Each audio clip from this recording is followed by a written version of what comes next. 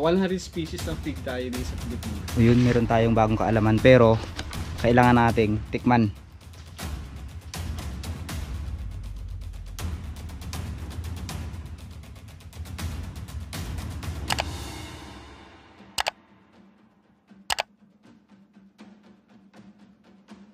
Good morning! Ayan, welcome sa panibagong episode ng ating vlog ngayong araw. Kung saan muli makakasama natin si Sir Joms Adventure para sa isang makabuluhang adventure na naman. Another nature trip tayo mga kalahi. Welcome po! Kamusta kayong lahat? Kamusta yung buhay-buhay nyo? Okay pa ba kayo sa lahat ng OFW natin na nanonood ng vlog natin? Kamusta na kayo? Ayan. So hinihintay lang natin si Sir Joms at pupuntahan natin yung tinatawag na Salugsog Falls dito sa mismong bayan ng Kalintaan na ipinagmamalaki ng mismong barangay ng Malpalon.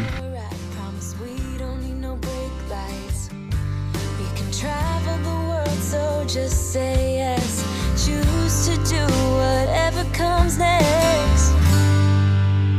This or that, getting drunk on whiskey on a Tuesday night, a drinking red wine by an open fire, make love or fight. This or that,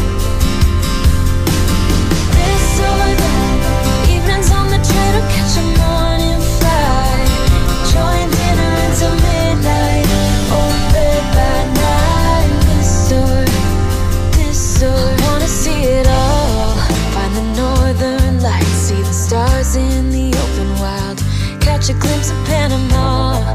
We don't need a map, I'll let you know when we've arrived. Yeah, we can travel the world, so just say yes, choose to do whatever comes next. This or that, getting drunk on whiskey on a Tuesday night, or drinking red wine by an open fire, make love or fight. This or that,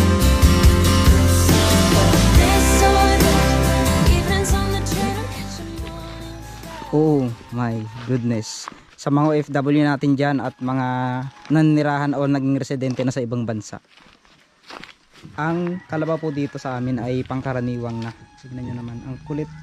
Pero parang ano, parang ang sama ng tingin. Tara. Nilala mo ko yung noon nila. Ano yung sir pangalan ng Salugsog Falls po yun. Then ito ay matatagpuan sa bayan ng Kalintaan. Then ang area din po pala na ito ay tinatawag na Susumdalaga. So bakit nga ba tinawag na Susumdalaga ito?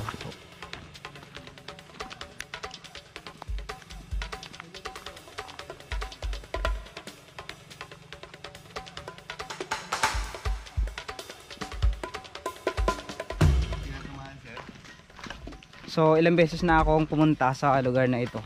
At ayon nga sa mga katutubo na napagtanungan namin noon, ay meron talaga ditong mga kakaibang elemento na nakatira.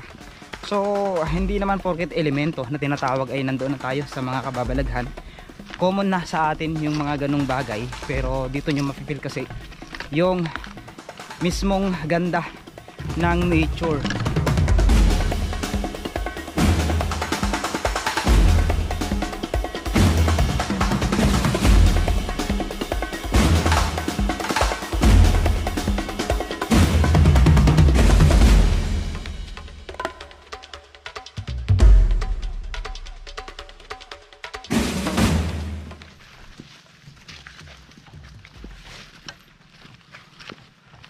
Napakatahimik ng lugar mga kalahi.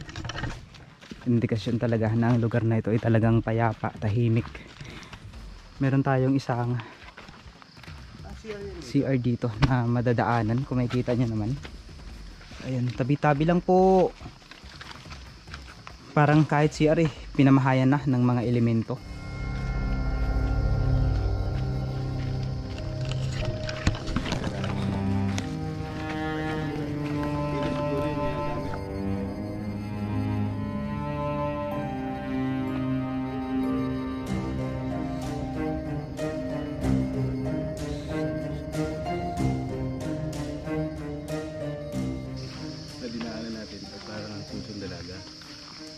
Nakakalungkot, grabe.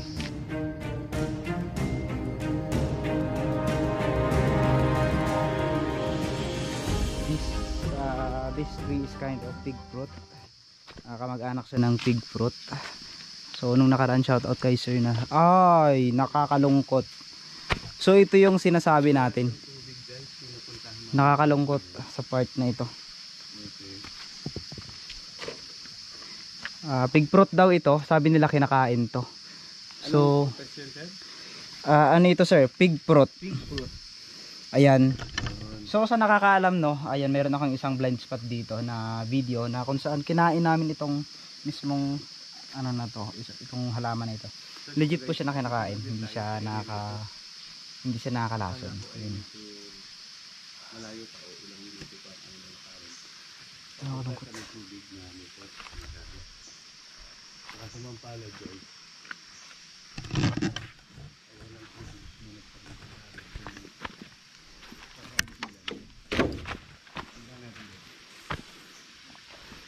Grabe, nakakalungkot ang nangyari. So dito lang siguro, ito lang yung part na pinuntahan namin, talagang nakakalungkot.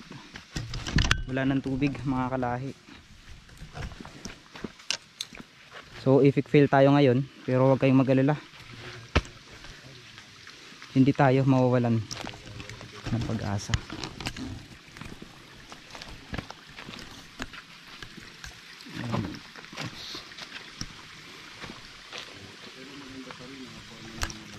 Ang creepy sa part na to. Tignan nyo. Pakiramdam ko ang daming mga tumitingin sa amin ng kakaibang bagay. Ang hirap ipaliwanag. May kita nyo, nakaka-disappoint. Sayang. Akala namin paraiso na yung napuntahan namin, pero na-disappoint kami sa part na ito pala. May kita nyo nga, ano to, may mga hose.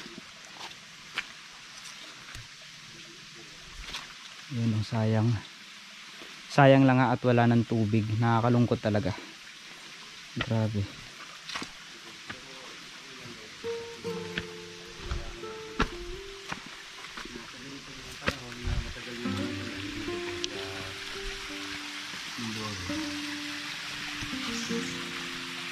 Ay, hindi natin naakuhaan na may ganitong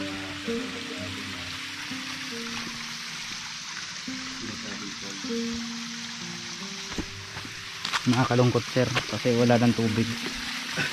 Hindi na lang siguro sir to. Nakakalungkot.